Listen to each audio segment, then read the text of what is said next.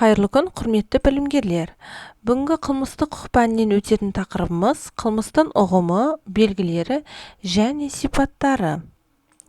Сабағымыздың мақсаты: қылмыстық құқық пәніне білімгерлердің қызығушылықтарын арттыру, сабақты терең түсіну мақсатында практикалық жұмыс жасау.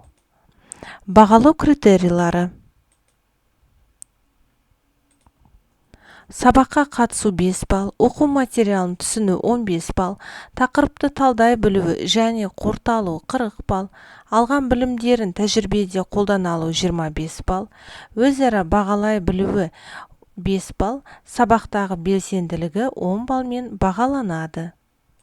Сабағымыздың басын сұхбат әдісі арқылы өткен тақырыпты есімізге түсіруден бастайық. Қылмыстық заң дегеніміз не? Қылмыстық заңның уақыттағы күші дегеніміз не? Қылмыстық заңның кеңістіктегі күші дегеніміз не екен? Осы аталған сұрақтарға жауап беріңіздер. Қылмыс бұл құқық бұзушылықтың бір түрі. Қылмыс басқа құқық бұзушылықтардан оның қылмыстық заңмен белгіленетіндігімен және оны жасағанда қылмыстық жауапкершіліктің болуымен ерекшеленеді.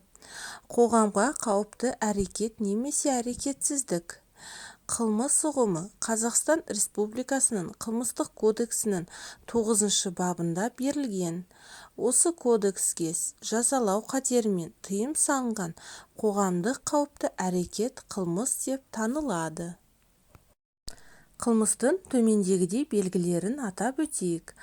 Қылмыс әрқашан іс-қимыл болып табылады, яғни ол әрекетпен де, әрекетсіздікпен де жасалуы мүмкін. Әрекет бұл қылмыс жасаудың белсенді нысаны. Әрекетсіздікте кінәлі адам өзі жасай алатын әрекетті және жасалуы тиіс әрекетті де жасамайды. Адамның ойлау қызметі жазаланбайды, өйткені ол қоғамға қауіпті теріс қылық жасауға алып келмейді. Қылмыс бұл қоғамға қауіпті әрекет, яғни ол қылмыстық заңмен қорғалатын қоғамдық қатынастарға зиян келтіреді немесе зиян келтіруге нақты қауіпті төндіреді. Қылмыс әрқашан құқыққа қайшы болады. Құқыққа қайшылық бұл қылмыстық заңның әрекетке тыйым салуы. Құқыққа қайшылық деп қылмыстық кодексте бекітілген тыйымды қылмыс жасаған адамның бұзуын айтады. Қылмыстың міндетті белгісінің бірі адамның кінәсінің болуы. Қасақана немесе абайсызда жасалған әрекет қылмыс болуы мүмкін. Жазалану. Егер әрекет жазаланбайтын болса, онда ол қылмыс ретінде қарастырылмайды. Әрбір қылмыс үшін қылмыстық кодексте жаза қарастырылған. Қылмыстың жіктелуі. Қылмыстарды жіктеу бұл қоғамға жасалған қауіпті әрекетті ауырлық дәрежесі мен сипатына байланысты топтарға бөлу болып табылады. Қылмыстың кодексте қылмыс санаттары онша ауыр емес, ауырлығы орташа, ауыр, аса ауыр болып 4 түрге бөлінеді. Жасалған үшін ең ауыр жаза 2 жыл бас бостандығынан айырудан аспайтын қасақана жасалған әрекет, сондай-ақ жасалған үшін ауыр жаза 5 жылға бас бостандығынан айырудан аспайтын абайсызда жасалған әрекет онша ауыр емес қылмыс деп танылады. Жасалған үшін ең ауыр жаза 5 жылға бас бостандығынан айырудан аспайтын қасақана жасалған әрекет, сондай-ақ жасалған үшін 5 жылдан астам мерзімге бас бостандығынан айыру түріндегі жаза абайсызда жасалған әрекет орташа ауыр қылмыс деп табылады. Жасалған үшін ең ауыр жаза 12 жыл бас бостандығынан айырудан аспайтын қасақана жасалған әрекет ауыр қылмыс деп танылады. Жасалған үшін ең ауыр жаза 12 жылдан астам мерзімге бас бостандығынан айыру түріндегі жаза немесе өлім жазасы қасақана жасалған әрекет аса ауыр қылмыс деп танылады. Қылмыстық жауапкершілік туралы түсінік. Қылмыстық жауапкершілік құқықтық жауапкершіліктің ішіндегі ең қатаң түрі болып есептеледі. Қылмыстық жауапкершілік қылмыс жасаған үшін қылмыстық заңмен белгіленеді.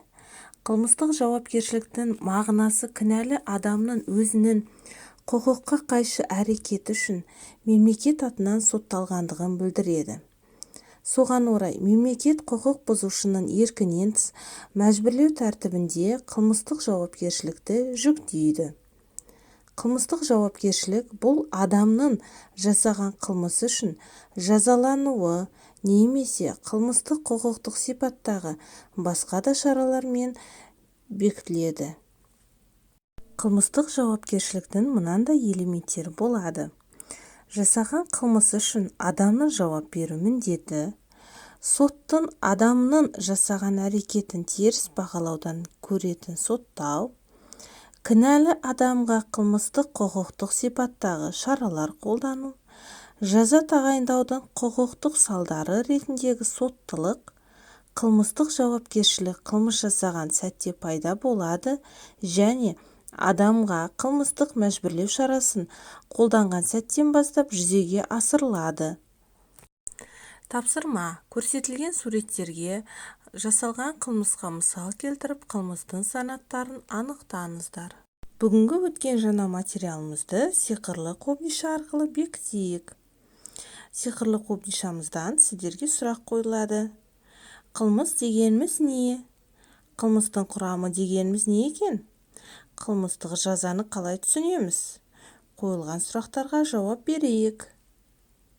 Үйге тапсырма: қылмыс дегеніміз не? Әрекетсіз жасалған қылмысқа мысал келтіріңіз. Қылмыстық жауапкершіліктің элементтері дегеніміз не? Және оған мысал келтіріңіз. Қылмыстың санаттары дегеніміз не екен? Қойылған сұрақтарға жауап беріңіздер. Қолданылған әдебиеттер тізімі. Назарларыңызға рахмет.